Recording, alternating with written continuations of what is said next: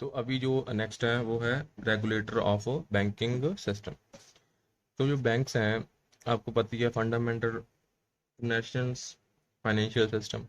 तो central bank का वो उसका क्रिटिकल रोल है to play in ensuring the safety and soundness of banking system and in maintaining financial stability. ठीक है, एंड पब्लिक कॉन्फिडेंस, और पब्लिक का कॉन्फिडेंस बना रहे system. As a regulator and supervisor of banking system, regulator भी है और supervisor भी है।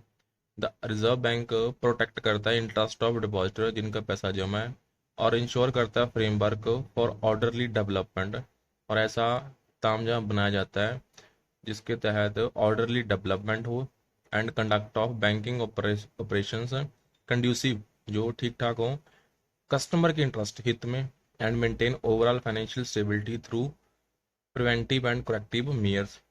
और जो मेयर्स हैं वो आरबीआई प्रिवेंटिव एंड सही ले जो भी एक्शंस लेने हैं। ठीक है, डिफरेंट डिपार्टमेंट्स हैं। ठीक है, different departments of reserve bank oversee करते हैं वेरियस एंटिटीज। ठीक है, अलग अलग डिपार्टमेंट्स आरबीआई के ने बनाए हुए हैं। ठीक है, that comprise Indian financial infrastructure. तो आरबीआई क्या क्या ओवरसी करता है? पहला, कॉमर्शियल बैंक्स, जिसमें स्मॉल फाइनेंस बैंक्स आते हैं, पेमेंट बैंक आते हैं, लोकल एरिया बैंक आते हैं, and all India development financial institutes, that is export import bank of India, NABARD, national bank for agriculture and rural development. ठीक है, national housing bank, and SIDBI, small industrial development bank of India. ठीक है, फिर आते हैं urban cooperative banks, जो regulate bye centre और state registrar of cooperative societies. फिर आते हैं regional rural banks, district central cooperative banks and state cooperative banks. Supervisory powers for this institution, जो आरआरबीज हैं या रूलर हैं, उन सुपरवाइजरी पावर नबार्ड के पास है। ठीक है, सुपरवाइजरी पावर। फिर आते हैं हमारे पास non banking NBFCs. Only certain type of NBFCs are regulated by RBI. कौन कौन सी हैं? एसेट फाइनेंस कंपनीज होगी, इन्वेस्टमेंट कंपनीज होगी, लोन कंपनीज होगी, इंफ्रास्ट्रक्चर फाइनेंस कंपनीज होगी, core investment companies, infrastructure debt funds, micro finance institutions, NBFCs, factors, mortgage companies, and non operative financial holding company. NBFCs with non financial activities, जो non financial काम करते हैं, जैसे asset reconstruction companies, जो asset reconstruction companies arc, जो recovery करती हैं उन्हें बोलते हैं हम। ठीक है, अकाउंट एग्रीगेटर्स, जो डाटा इकट्ठा करती हैं, and peer to peer lending platform, जो प्लेटफॉर्म देती हैं सिर्फ लैंड करने के लिए। तो नॉन फाइनेंशियल होगी, जो लोन में डायरेक्ट डील ही नहीं करती बस। ठीक है, नॉन फाइनेंशियल होगी। उसके बाद क्रेडिट इंफॉर्मेशन कंपनीज, जैसे सिबिल, ठीक है, क्राइजल, ये सारी क्रेडिट इंफॉर्मेशन कंपनीज हैं। ठीक है, तो ये थे डिफरेंट जो डिपार्टमेंट्स हैं आरबीआई के, जो ओवरसी करते हैं वेरियस एंटिटीज। ठीक है, उसके बाद आता है आरबीआई का रेगुलेटरी रोल, इसको हम थोड़ा सा प्रॉपरली पढ़ेंगे। ठीक है, as a nations banking regulator, जो आरबीआई परफॉर्म करता है वेरियस फंक्शन सच एज, कौन कौन से फंक्शन करता है? लाइसेंस देता है। उसके बाद कैपिटल कितनी आपको रखनी है, मिनिमम प्रिस्क्राइबिंग कैपिटल रिक्वायरमेंट्स कितनी है, मॉनिटरी करता है उनके ऊपर। फिर सेटिंग प्रूडेंस रेगुलेशंस, रेगुलेशंस रखता है to ensure insolvency and liquidity of banks. ठीक है, prescribing lending to certain priority sectors of the economy. फिर टारगेट करते सेट भी आपको एग्रीकल्चर में 18% लैंडिंग टारगेट रखना है, एसएमई में 8% रखना है। ऐसे regulating interest rate specific area, आपका इंटरेस्ट रेट इतने से इतने में होना चाहिए। Setting appropriate regulatory norms related to income recognition and asset classification, provisioning, investment valuation, exposure limits, etc. ये थोड़ा सा टेक्निकल है। इसमें क्या है, आरबीआई बताएगा आपका अकाउंट कब एनपी होगा, आप अगर अकाउंट एनपी होगा तो कितनी आपको प्रोविजनिंग करके रखनी पड़ेगी। ठीक है, प्रोविजनिंग होता है भी कितना आपको प्रॉफिट में से हिस्सा रख के जो अकाउंट आपका डूबा है उसमें रखना पड़ेगा। To achieve this objective, RBI make use of several supervisory tools, उसके पास काफ़ी सुपरवाइजरी टूल्स हैं। ठीक है, कौन कौन से हैं? On site end of site. On site inspection, बैंकों में जाके देखे, हेड ऑफिस में जाके देखे, उनकी बुक्स को ऑब्जर्व करे। ऑफ साइड, ठीक है, उनसे डाटा ले ले, उनकी बैलेंस शीट ले ले। Making use of required reporting by the regulated entities and thematic inspection, security and periodic meetings, उनके साथ periodic मीटिंग्स करें। ठीक है, for most effective supervision RBI has adopted रेजमी of risk based supervision. तो RBI ने क्या करा है? Risk based supervision, effective supervision के लिए रिस्क बेस्ड सुपरविजन को फॉलो करा है, अंडर विच इसमें क्या होता है? Robust of side surveillance system use करेगा आरबीआई। ठीक है, to assess the extent of various types of risk. ठीक है, इससे असेस करेगा भी कौन कौन से रिस्क बैंक के पास हैं, कौन कौन से रिस्क को बैंक एक्सपोज्ड है, to from analysis of host of supervisory data about a bank's activity. फिर the on site visit by RBI senior supervisory manager, ठीक है, in charge of bank is use for examining high risk areas, notice कौन कौन से areas में high risk है, and for broadly validating the data provided by, जो data bank ने दिया वो ठीक है या नहीं ठीक है। ठीक है, the board for financial supervision BFS, वो ओवरसी करता है जो reserve bank regulatory and supervisory responsibilities को। ठीक है, एक बोर्ड ऑफ फाइनेंशियल सुपरविजन का वो देखता है भी जो रिजर्व बैंक का रेगुलेटरी एंड सुपरवाइजरी रिस्पॉन्सिबिलिटीज वो ओवरसी करता है वो। It also review the risk rating of various banks arrived at through R RBS exercise. ठीक है, and monitor the action taken by bank for implementing monitorable action plans, क्या उन्होंने action plans लिए हैं included in the risk assessment report issued by RBI. तो इसमें आपको पूरे टॉपिक में कुछ नहीं है, एक बार गो थ्रू होना है। ठीक है, एक आईटी होना चाहिए, बस ये है, बहुत इजी है, कुछ नहीं है इसमें इतना। नेक्स्ट है कॉर्पोरेट गवर्नेंस। ठीक है, नेक्स्ट आता है हमारे पास कॉर्पोरेट गवर्नेंस। जो रिजर्व बैंक पॉलिसी है, objective is to ensure high quality corporate governance होनी चाहिए। बहुत इंपॉर्टेंट है कॉर्पोरेट गवर्नेंस, टॉपिक ही बहुत जबरदस्त है। कॉर्पोरेट गवर्नेंस में क्या होता है? कॉर्पोरेट गवर्नेंस क्या ऑब्जेक्टिव है? To ensure high quality corporate governance होनी चाहिए बैंकों में। It has issued guidelines stipulating fit and proper criteria, ठीक है, फॉर डायरेक्टर ऑफ बैंक्स। जो बैंक्स के डायरेक्टर हैं उनका फिट एंड प्रॉपर क्राइटेरिया होना चाहिए। इन टर्म्स ऑफ गाइडलाइंस, अब मेजोरिटी ऑफ डायरेक्टर्स हैं जो बैंक्स के आर रिक्वायर्ड टू हैव, जो मेजोरिटी ऑफ डायरेक्टर्स हैं बैंक के, उनको एक स्पेशल नॉलेज होनी चाहिए या प्रैक्टिकल एक्सपीरियंस होनी चाहिए।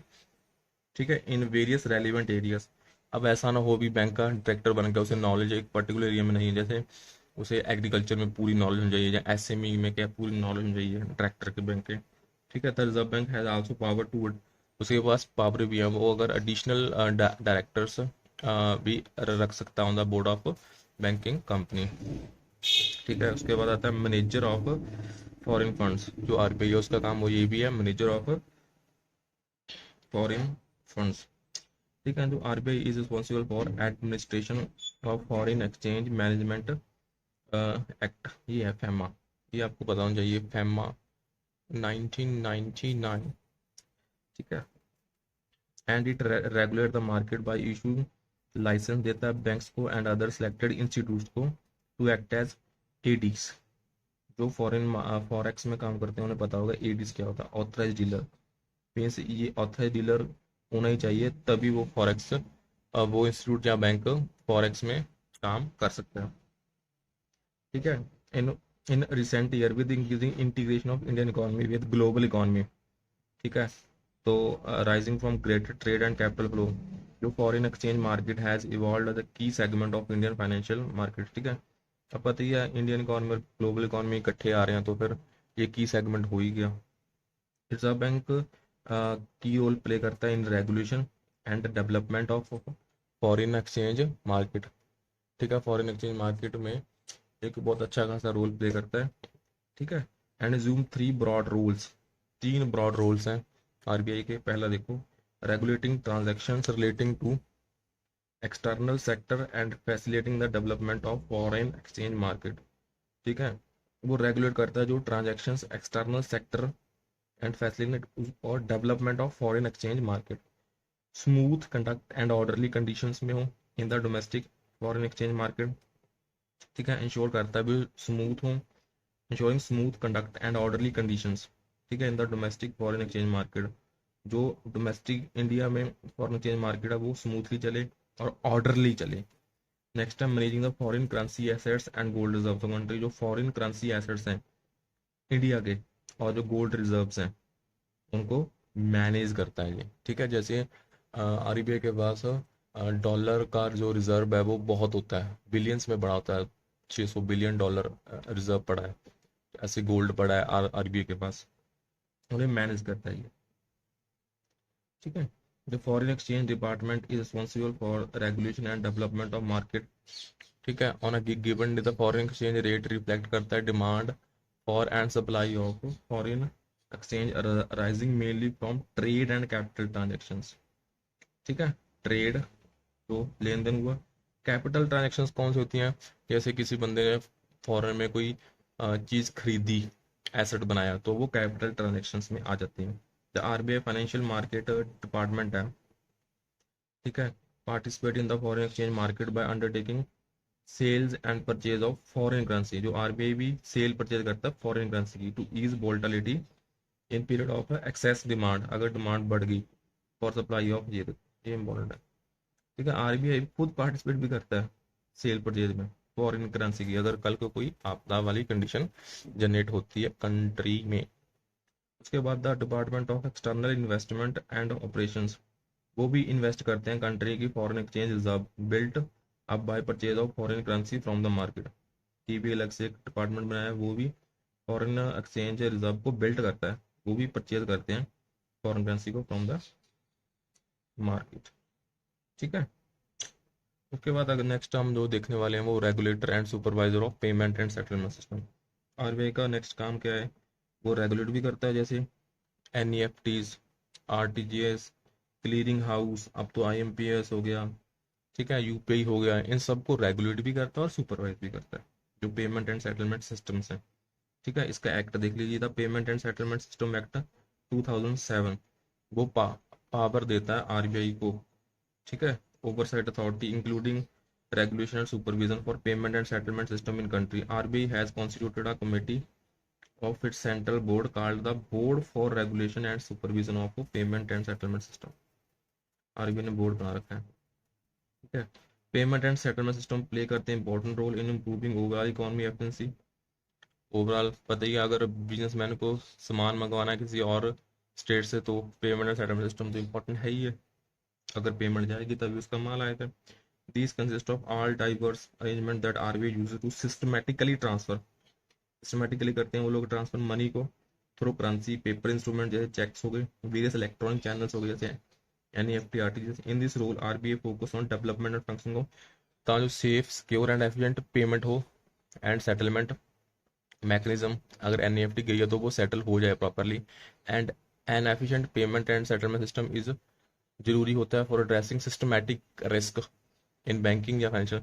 इसमें कौन सा रिस्क इन्वॉल्व है, सिस्टमैटिक रिस्क, एनईएफटी भेज दी, पैसे निकल गए, पैसे पहुंची नहीं, तो सिस्टमैटिक रिस्क आ जाता है। The payment and settlement system है जो has a basic framework and effective supervision mechanism. ठीक है, as part of basic framework this reserve bank network of secure system handle various types of payment and settlement activities. ठीक है, most operate on security platform कौन सा है, Indian financial network, बस ये याद रख लेना, Indian financial network, using digital signature for further security of transaction. ठीक है, आपको थोड़ा सा आइडिया होना चाहिए ये है क्या, बस कुछ नहीं, इजी है। Retail payment system facilitating cheques clearing, ठीक है, चेक की क्लियरिंग देते हैं लोग, ठीक है, जिसमें सीटीएस भी अब तो इन्वॉल्व हो गया। Electronic fund transfer through NEFT, IMPS, immediate payment system, settlement of card payment जैसे मास्टर कार्ड, वीजा। ठीक है, उसके बाद बल्क पेमेंट जैसे ECS, electronic clearing system, ECS लगा के लोगों के हम इंस्टॉलमेंट्स काटते हैं ना अदर बैंक से, तो वो ये है। उसके बाद नेक्स्ट आता है हमारे पास है फिर नाच। नाच से जैसे एलआईसी में पॉलिसी लिया तो नाच लग जाता है, नेशनल ऑटोमेटेड क्लियरिंग सिस्टम, आपको इसमें फुल फॉर्म्स भी याद रखनी पड़ेंगी। फिर नेशनल यूनिफाइड यूएसएसडी प्लेटफॉर्म, ठीक है। Also facilitate inter bank account to account transfer of funds, ठीक है। तो ये टर्म्स आपको थोड़ी सी पता होनी चाहिए। उसके बाद लार्ज वैल्यू सिस्टम्स हैं। लार्ज वैल्यू में क्या क्या आ जाता है, आरटीजीएस आ जाती है, जिसमें करोड़ों रुपए ट्रांसफर होने हैं। Facilitating settlement of interbank transaction from financial market, this includes में क्या आरटीजीएस होगी, और फंड ट्रांसफर जिसमें हम 200-250 करोड़ तक ट्रांसफर कर सकते हैं। सिक्योरिटी सेटलमेंट सिस्टम और government security market, RTGS minimum होती है 2 लाख की, 2 लाख से ऊपर आरटीजीएस होगी, 2 लाख से नीचे एनईएफटी होगी, ठीक है। Security settlement system for government security market, foreign exchange clearing होगी, फॉरेन एक्सचेंज क्लियरिंग, ठीक है। अगर चेक डॉलरों में आया तो उसके क्लियरिंग करनी है, for transaction involving foreign currency, ठीक है। उसके बाद है मेंटेनिंग फाइनेंशियल स्टेबिलिटी, ये भी आरबीआई का काम है।